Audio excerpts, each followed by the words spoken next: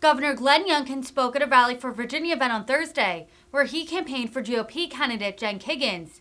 Youngkin bragged about a, quote, red wave coming through Virginia, and claims that the Commonwealth will help the Republicans vote to the majority in the midterms. Kiggans is running in Virginia's 2nd District against incumbent Democrat Representative Elaine Luria, a key member of the January 6th committee. Current polls show the two candidates tied. You're here because you know something's wrong. You're here because you're turning on the TV, you're looking at your newspaper, you're reading what's going on in D.C., and you shake your head. Because if you like what's going on in D.C., if you like what President Biden's doing, you have somebody in Congress right now that supports and does everything that Joe Biden wants you to do, and that's Elaine Luria. Is that who you want in Congress? No, that's not who I want either. Because I've realized part of when you see this fracturing in America with our body politic, what I've realized is things that both parties used to agree on, one party walked away from. It used to be that if I was to say even 5 years ago, parents have a fundamental right to the education, upbringing of their children, would that be considered controversial? No. Both parties used to agree on that. One party walked away from it. One party literally has decided that parents know. You know when Terry McCall said the quiet part out loud?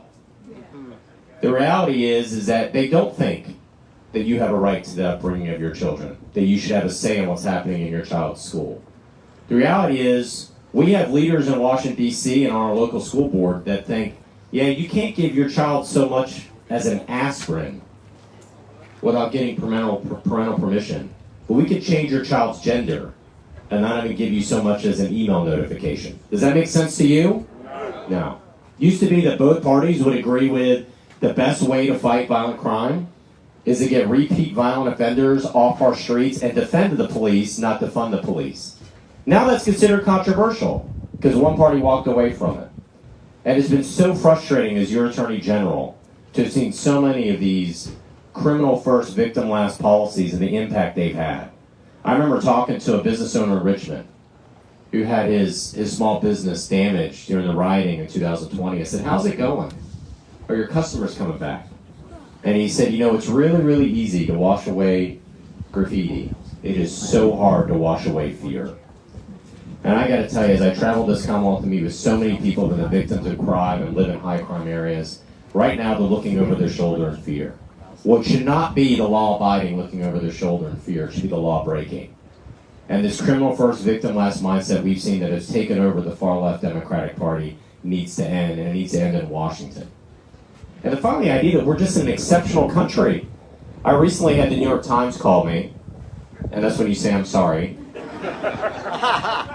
And they asked a question, this is their question, if you know my background, my family, Miar's family fled Cuba with nothing. And they said, why are so many Latinos and Asian Americans flocking to the GOP? And I said, well, here's one big reason. It's because we still talk about how this is indeed the last best hope on earth. We still talk about the American dream. We still talk about how this has given more second chances for more people, for more countries than any country that's ever existed. One party walked away from that. Now they say America is a hellhole and is somehow irretrievably broken and irredeemable, which breaks my heart. It reminds me of what an Italian immigrant said the first time he ever laid eyes on the Statue of Liberty. He said, that's the greatest light the world has ever seen since the Star of Bethlehem. It's true. I feel that in my bones. And here's what's so troubling is Americans right now, the vast, vast majority of Americans, think America's on the wrong track. The right leaders focus on the right priorities, as Governor Youngkin likes to say. And right now, Joe Biden is bankrupting our country, and Elaine Luria is helping him do it. Right now, Joe Biden is weakening our national defense with weakness abroad and weakness at home, and Elaine Luria is helping him do it. Right now, Joe Biden is allowing our southern border to get flooded with a humanitarian crisis unlike anything we've ever seen, and Elaine Luria is helping him do it. We have enough fentanyl that crosses our southern border to kill every man, woman, and child in America twice over. Twice over. Enough fentanyl on this fingernail would kill every single person right here. That's where we are. 87,000 new IRS agents were hired to audit your small business and you, but not 80,000 agents to secure our southern border. That's larger than the entire British Army. So they're the wrong priorities. So Jen Kiggans is running for a job. She's asking you to hire her. She's in a job interview. And the reality is, if you want somebody who votes with Nancy Pelosi 99% of the time, if you want somebody that is for unsecure borders, weak national defense, and bankrupting our country, you have your congresswoman named Elaine Moria. But if you think she needs a replace on the job and you need to hire Jen, she's the very, very best of what we call public servant leadership. She was a Navy pilot, helicopter pilot, nurse practitioner, on her couch like so many of us, frustrated what she saw. She got off the sidelines. She has been an incredible friend to us in Richmond, a great ally. She's exactly the type of common sense leadership we need, because common sense is not very common in Washington. And so please, please give a very, very warm welcome to my friend and your friend, the next Congresswoman from the 2nd Congressional District, Jen Kiggans. Woo!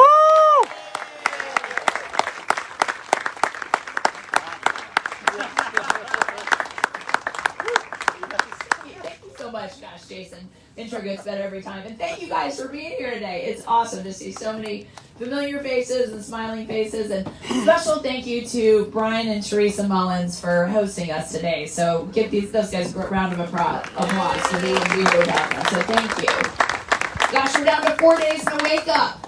That's so exciting.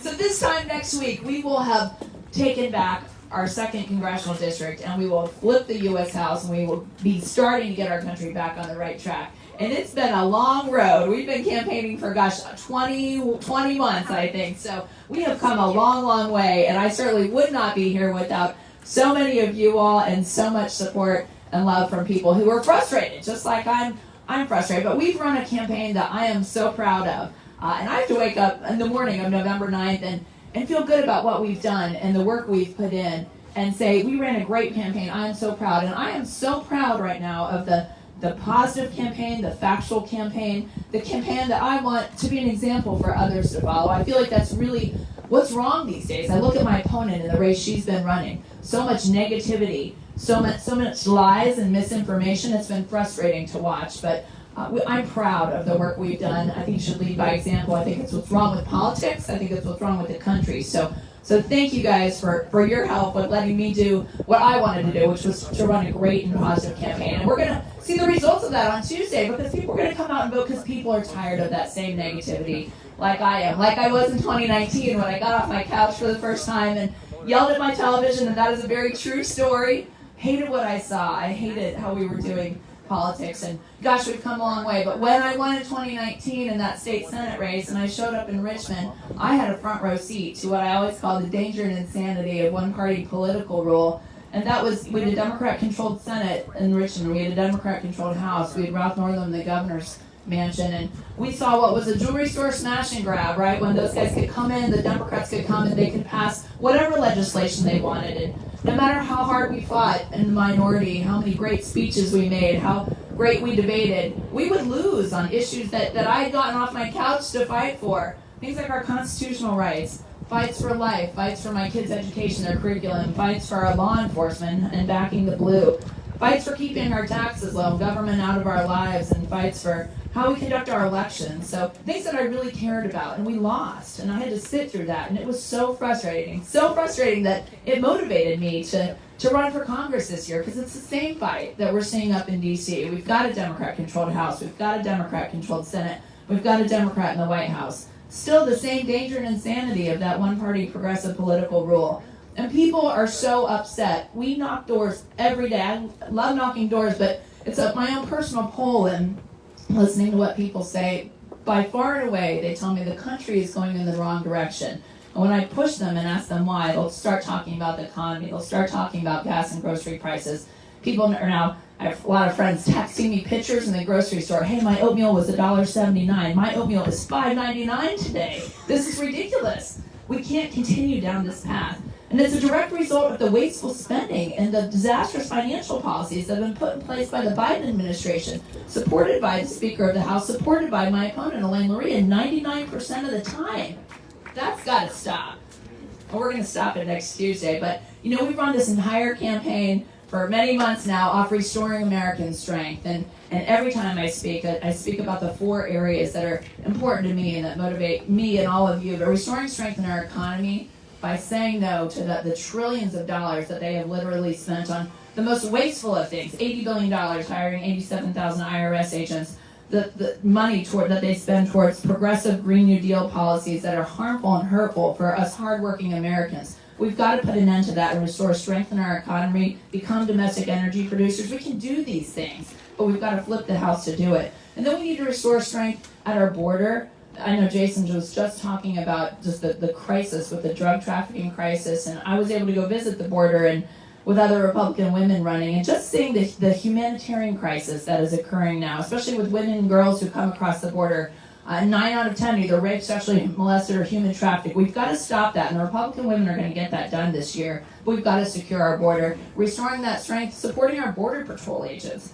So much work to be done. And then restoring strength in our communities. Same issues we ran on last year, the same issues that won with Governor Youngkin and Lieutenant Governor Sears and Jason Miyares, but restoring strength for parents and parents who want to stay in their kids' education. And I've got 4 kids in school, and I saw what happened to them in COVID, and I was able to look over their shoulders and understand their curriculum. How can we continue to let parents have that voice in their kids' schools? And community safety, gosh, restoring strength in our communities.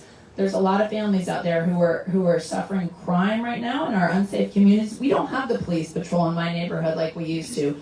We don't have this, they don't feel like we have their backs anymore. And that's because of the legislation that we put in place on the state level. And 2021 was a rough year. We've got to do better for those guys. We need to treat our law enforcement like the heroes that they are and criminals like criminals, restoring strength for our communities.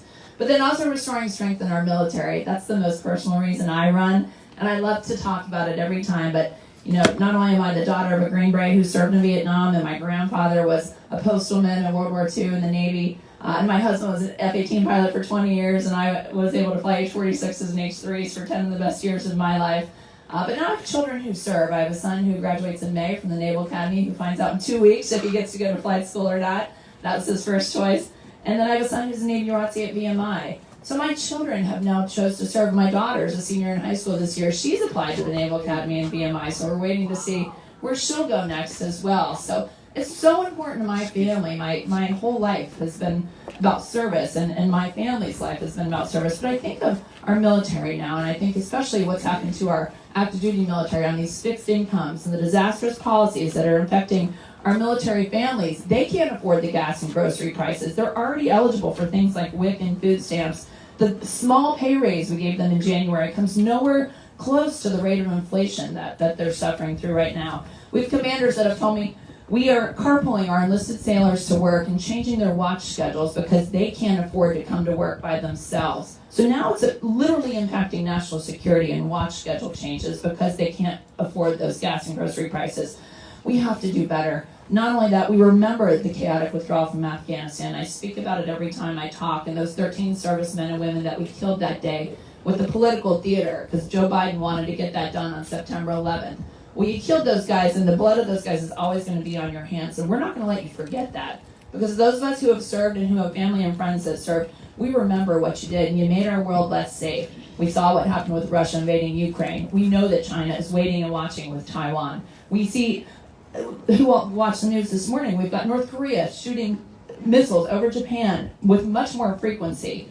Iran's out there. We've got enemies out there. You've made our world less safe and less stable. And this was we sacrificed in my family, like many of you did, to make that area of the world stable, to preserve some world peace where we could. And you took that away from us.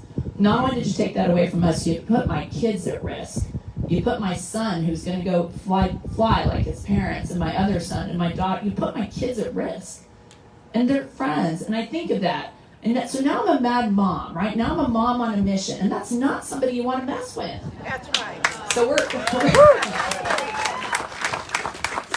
to change that, though. And I'm running against an opponent who's had a seat at the table. She's been vice chair of the Armed Services Committee. She's been in the majority party that's controlled the purse strings for this Biden budget that she says she's bucking. Well, you haven't gotten it done, and it's time for you to be replaced. And I can't wait to do that next Tuesday. We're gonna do it together.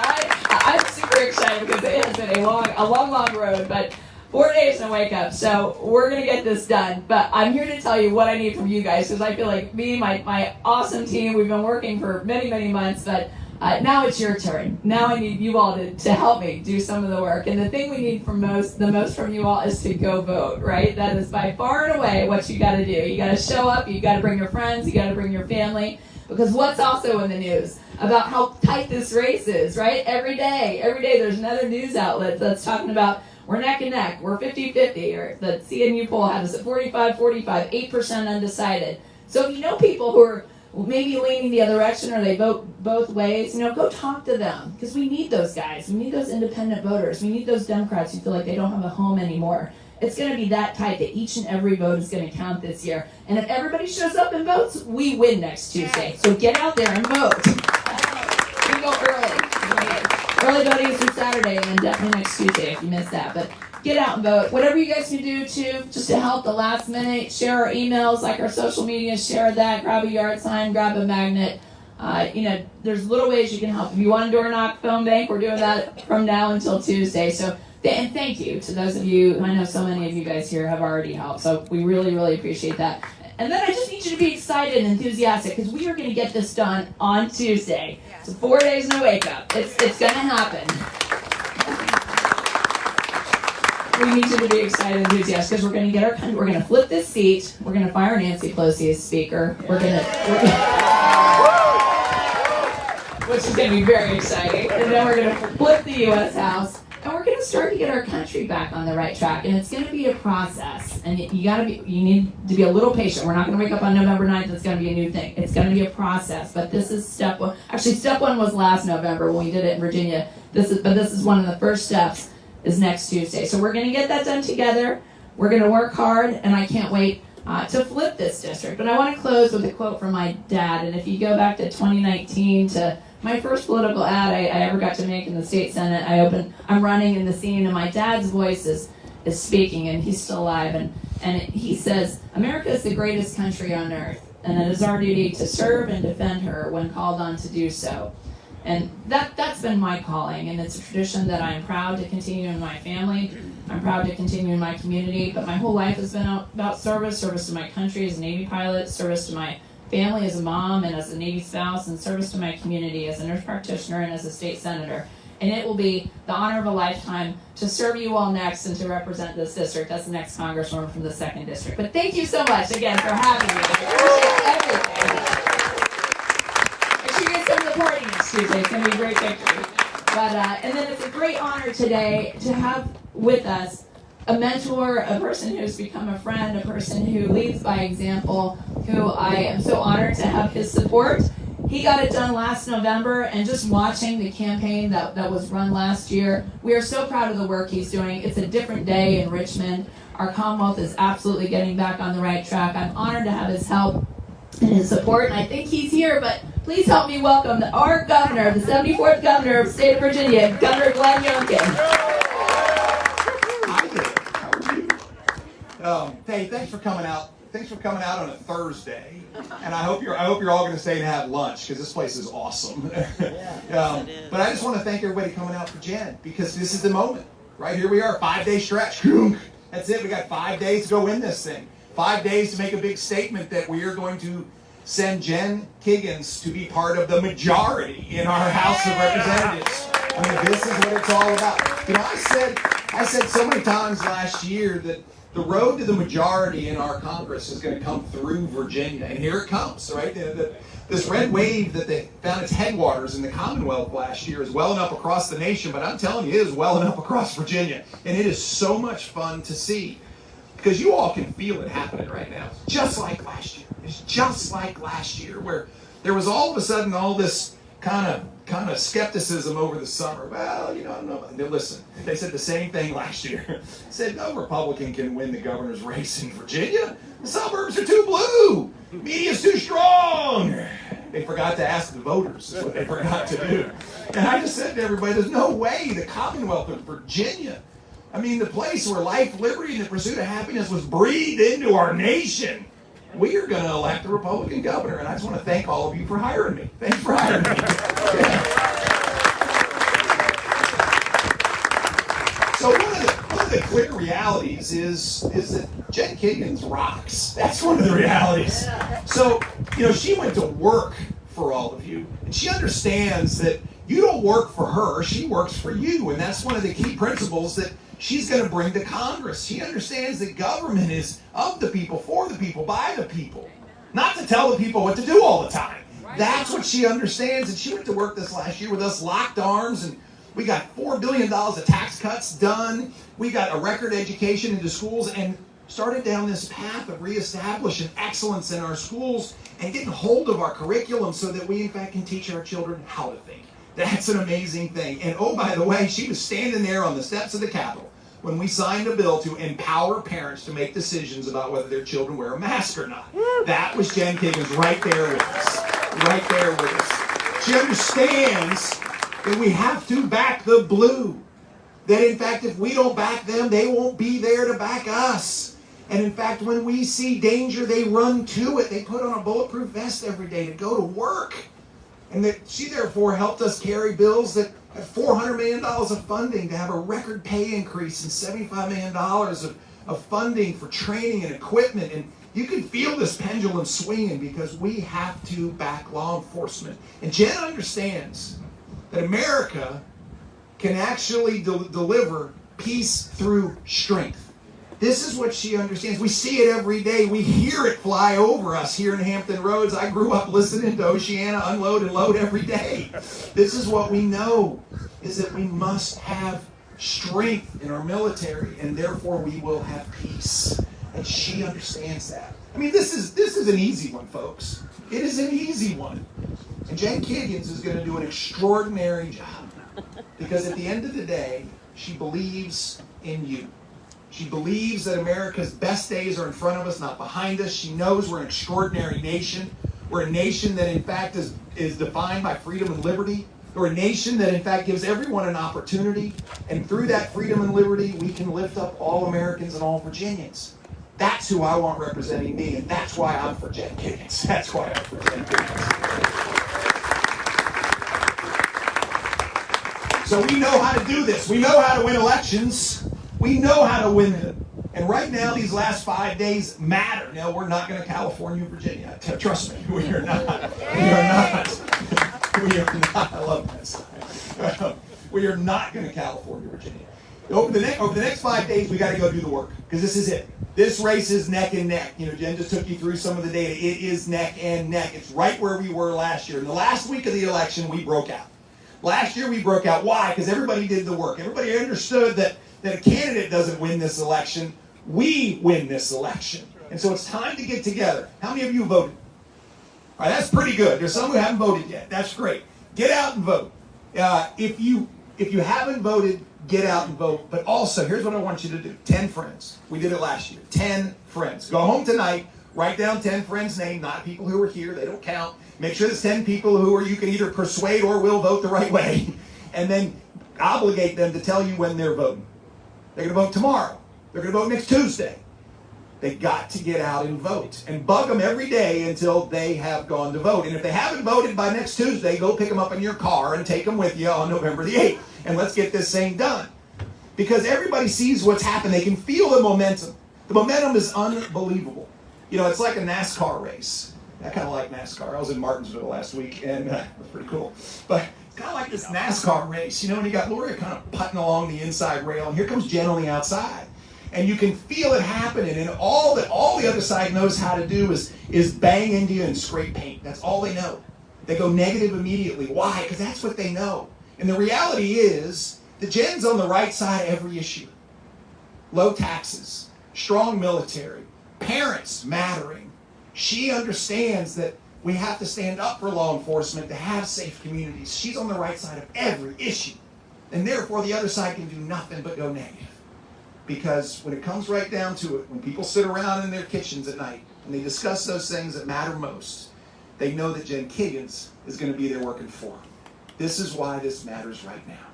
So let's go do the work. Let's get 10 friends. Let's get the vote out and recognize that elections have consequences. They just do. We saw them for years in Virginia, and the consequences were dire. And last year, we were able to do something amazing. We were able to sweep the statewide elections with a great Lieutenant Governor in Winsome Sears, a great Attorney General in Jason Miyares, take our House back. And we made a statement that we're going to get Virginia moving. And Virginia's moving, folks. We are moving. We got companies coming. We got taxes down. We're getting our schools pointed in the right direction. We got law enforcement standing up strong. We got government working for you. We understand how to do this a little better. And we know that we can deliver results for you. That's what Jen Kiggans stands for. She understands that we are on the winning team. And by the way, the winning team then gets to make decisions. I always say the winning team's the winning team, folks. And we are on the team that believes in safe communities. We're on the team that believes in strong families. We're on the team that believes in low taxes and small government and a vibrant business community, a team that believes in American-made products. We are on the team that understands that liberty and patriotism lift up all Americans into unbridled opportunities that are there for everyone. We're on the team that understands that our schools have to teach our children how to think, not what to think. We're on the team that believes that parents matter. This is the team. And I'm telling you, these aren't Republican values. These are Virginia values. These are American values. Independents and Democrats walked across the aisle last year. We won places nobody expected. We won the Latino vote. We won the Asian vote. We had more of the black vote than anybody could remember from a Republican candidate. We won Hampton Roads. I got this bee is so excited about me. Jen, this bee is going to vote for you. Just told me, vote for Jen. Friends, this is the moment. So we got to get out and do the work. 10 friends, because we are going to double down. We're going to double down on our commitment to these shared values. A commitment that understands that God and country are at the center. A commitment that understands that liberty and freedom are the hallmark rights and values. I mean, come on, we know Thomas Jefferson's most famous words. We hold these truths to be self-evident, that all men are created equal, that they're endowed by their Creator with certain inalienable rights, and among them are life, liberty, and the pursuit of happiness. These are not rights that are handed down by a king or elites in Washington or Richmond. These are rights that are handed down by Almighty God. And we have to lock arms and preserve them. And this is our moment to do it. So let's go to work and let's elect Jen Kiggans, the next Congresswoman from our 2nd Congressional District. God bless you. God bless you and your family. God bless the Commonwealth of Virginia. And may God bless the United States of America. Let's go do the work. Come on now, here we go.